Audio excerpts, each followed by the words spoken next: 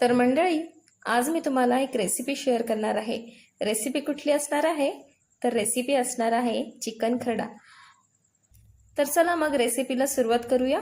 Chicken खरडा बनवण्यासाठी लागणारे साहित्य: 2 बारीक चिरलेले कांदे, 1 टोमॅटो आणि त्यानंतर आता आपण खरडा बनवायला घेऊया। तर गॅसवर मी इथे कढई तापत ठेवली आहे, छान गरम झाली आहे। त्यामध्ये आपल्याला 2 ते 3 पळी तेल घालून घ्यायचं आहे। तेल छान तापल्यानंतर तमालपत्र घालायचं आहे। त्यानंतर आपण कांदा घालून घेऊया, टोमॅटो लगेचच आपल्याला घालून घ्यायचा आहे आणि खरडा सुद्धा आपल्याला सोबतच घालून घ्यायचा आहे। सोबत घातल्यानंतर याला छान असं परतवून घ्यायचं आहे। तर अशा प्रकारे मी परतवून घेतला आहे। आता आपण ह्यावर ठेवूया झाकण।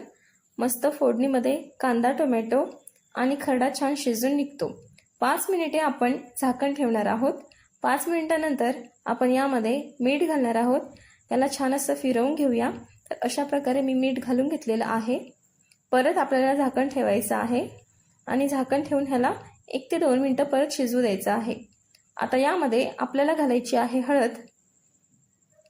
अर्धा चमचा मी हळद इथे घालून घेतलेली आहे।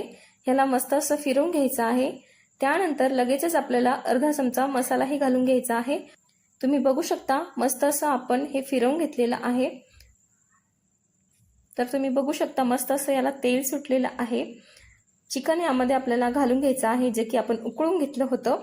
तर अशा प्रकारे मी हे सगळं घालून घेते आहे आणि याला परत एकदा मस्त हे फिरवून घ्यायचं आहे। अशा प्रकारे आपल्याला हे सगळं फिरवून घ्यायचं आहे। त्यानंतर हे आपल्याला 5 मिनिटं गॅसवर ठेवायचं आहे।